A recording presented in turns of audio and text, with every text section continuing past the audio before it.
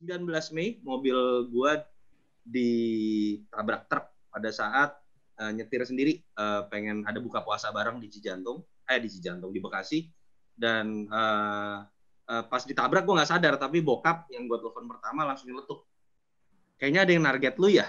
Nah, di situ agak berasa.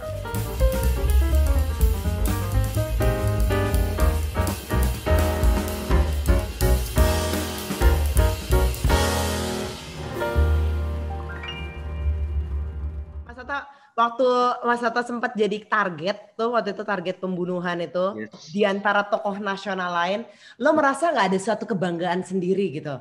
Wow, gue jadi target dengan para pejabat ini.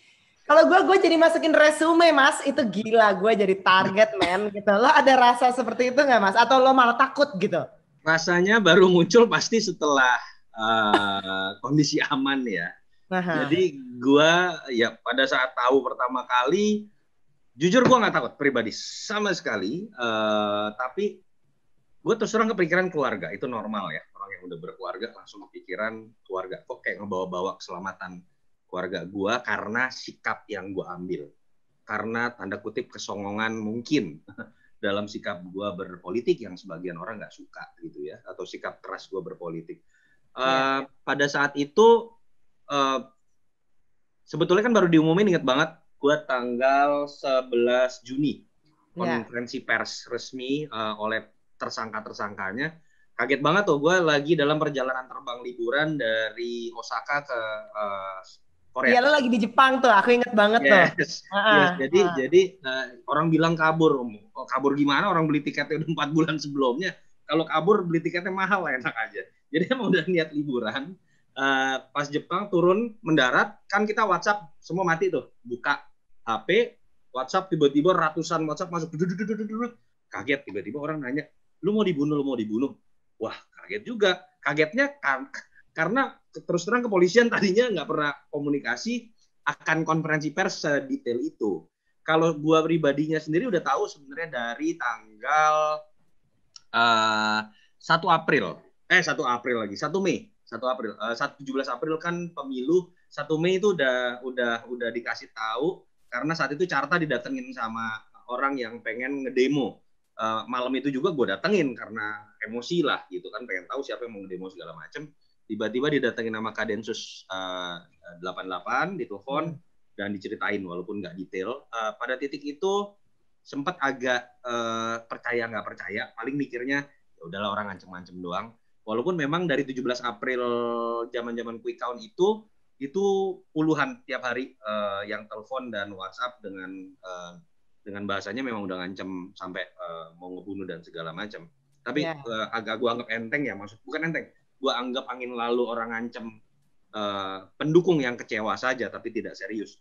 Baru berasa agak serius ketika tiba-tiba 19 Mei mobil gua ditabrak truk pada saat nyetir sendiri, pengen ada buka puasa bareng di di Bekasi, dan pas ditabrak gue nggak sadar, tapi bokap yang gue telepon pertama langsung nyeletuk, kayaknya ada yang target lu ya. Nah, di situ agak berasa oke, ini serius. Nah, kalau pertanyaannya bangga atau nggak pengen sih tetap ya ada situasi kayak gini, tapi karena gue tahu ini mau siapa yang di belakangnya, walaupun nggak dibuka semua seutuhnya. Dan gue tahu orang-orang di belakangnya itu orang-orang yang memang dulu pernah punya sejarah di kerusuhan yang bersifat rasial juga, dan statement-statementnya cenderung memang nggak menyejukkan.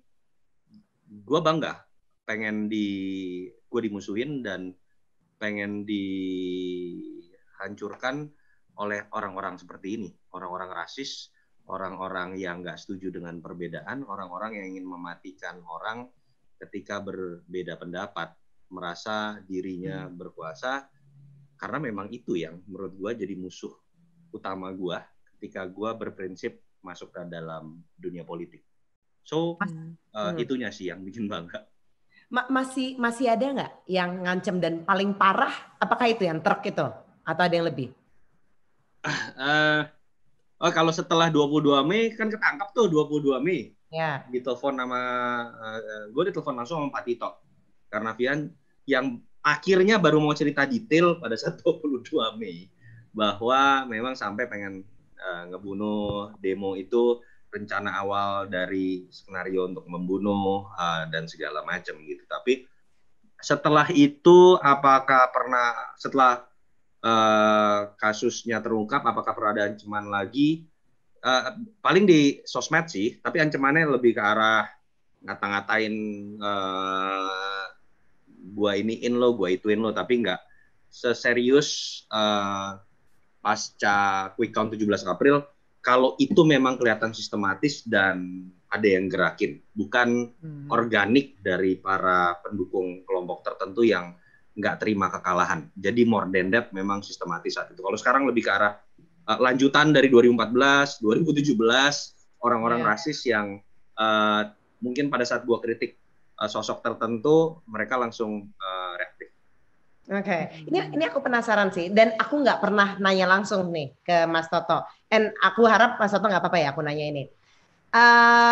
Sulitkah atau challenging-kah buat Mas Toto sebagai your Chinese untuk ngomentarin orang-orang yang mungkin yang Melayu aja gitu, dan lo benar-benar harus pasang badan waktu itu buat Ahok yang Chinese juga, kemudian buat Jokowi juga mungkin yang banyak banget orang yang kesel gitu. Itu kayak tingkat kesulitan jadi diri Mas Toto tuh seperti apa gitu, being Chinese? Ya, of course. Pertama kan gue udah masuk dengan beban menjadi seorang anak muda lagi ya, belum dianggap senior lah gitu kan, siapa lu gitu, dan masuk ke politik tiba-tiba Chinese pula, itu kan udah beban. Karena orang tanda kutip ya, sebagian masih mengatakan ini bukan wilayah lu, nggak usah ikut-ikut, lu dagang aja. Sampai sekarang.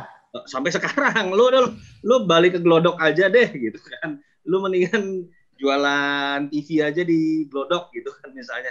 Itu kan celetukan-celetukan yang ada di Twitter yang seperti itu menunjukkan persepsi Chinese minority nggak harusnya ada di sini gitu, ini wilayah kita.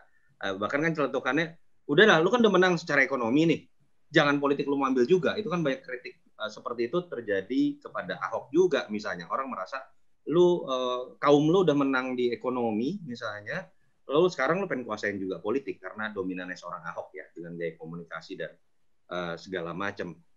Nggak bisa disalahkan sepenuhnya. Orang-orang seperti ini terbentuk karena situasi puluhan tahun yang memang dibangun secara sistemik. Gua nggak menyalahkan juga orang-orang yang deep inside terbangun secara psikologis akan seperti itu, dan ini proses panjang. Bukan hanya butuh kedewasaan dari mayoritas untuk melihat minoritas dalam derajat yang sama di semua bidang termasuk politik, tapi juga tugas besar minoritas untuk kemudian memahami psikologi seperti ini, untuk kemudian tampil berbeda, mengadopsi kondisi psikologis dari orang-orang seperti ini sehingga bisa menaklukkan mereka. Itu yang menurut gua belum juga tingkat kedewasaannya di sosok kayak gua. Menurut gua tingkat kedewasaannya pada hal tertentu juga belum ada pada sosok Ahok. Ahok tuh beyond kondisi psikologis dan sosiologis bangsa kita. Dia kalau jadi pemimpin di Eropa, di Swiss cocok gitu ya, tapi di Indonesia to become a president dengan gaya seperti itu, bukan Ahoknya yang belum siap, Ahoknya terlalu siap. Sosiologis sebagian masyarakatnya yang tidak siap karena bentukan puluhan tahun kultur yang seperti ini tadi. Jadi tidak mudah memang, dan sampai sekarang gue menghadapi situasi seperti itu, sehingga ketika masuk ke isu-isu yang sensitif, misalnya isu-isu SARA, orang akan melihat gue mewakili kaum gue, bukan berbicara tentang nilai-nilai kebangsaan. Ini yang nggak mudah. Seperti ketika gue cenderung kelihatan berpihak pada Ahok, seakan-akan gue karena sesama Cina bahasanya gitu, lu sesama Cina lo gitu kan. Gue sampai jawab kadang-kadang, kalau sekedar sama Cina, pilihan gubernur gue Ahok, pilihan legislatif gue pasti Perindo, namanya Haritanu, itu sesama Tionghoa, but I'm not, because ada hal-hal secara visioner yang berbeda ketika gue memaknai negara ini dengan yang ada di Haritanu misalnya.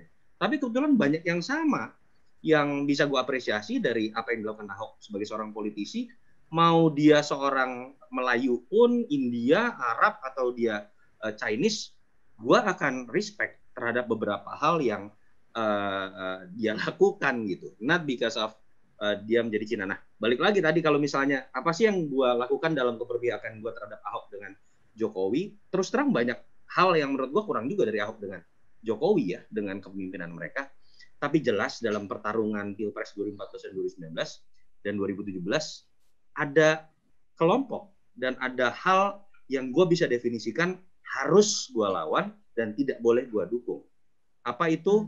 Kelompok yang menjual SARA buat merebut kekuasaan dan berpotensial akan menggunakan isu yang sama ketika berkuasa. Jadi yang gue dukung itu sebetulnya bukan Ahok dan Jokowi, tapi yang gue lawan jelas kelompok-kelompok yang bermain SARA baik dalam masa Pilpres atau Pilkada DKI lalu. I like that. Tapi masih suka sakit hati nggak, Mas? Kalau lo dikata-katain gitu, kayak ada kalimat-kalimat rasis gitu, masih suka sakit hati nggak? Kadang aku loh yang pengen balesin. Serius, gue nggak bohong. Gue akhirnya kayak menganggap gue menjadi lebih dewasa secara emosional di Twitter sih, terutama ya. Twitter, very apa ya? Karena hanya berapa ratus, sekarang udah lebih banyak lah, 140 karakter gitu kan. Jadi bener, dan speednya cepat gitu ya. Jadi anonimnya juga nggak bisa ditahan, kasarnya memang luar biasa. Awal-awal tuh gue selalu ladenin, tapi gue menjadi besar secara dewasa di situ, belajar gimana ngebalesin orang-orang yang kasar dengan bahasa-bahasa celetukan pedes yang ya tujuannya juga bikin mereka sakit hati sih gitu ya, tapi tanpa harus emosional. Itu buat gue kayak latihan yoga gratis, latihan meditasi gratis dengan bermain Twitter tiap hari. Walaupun sekarang gue mulai agak kurangin karena gue tetap merasa ada potensi kepleset juga ketika gue terlalu aktif di situ. Tapi enggak sih, sampai tahapan sudah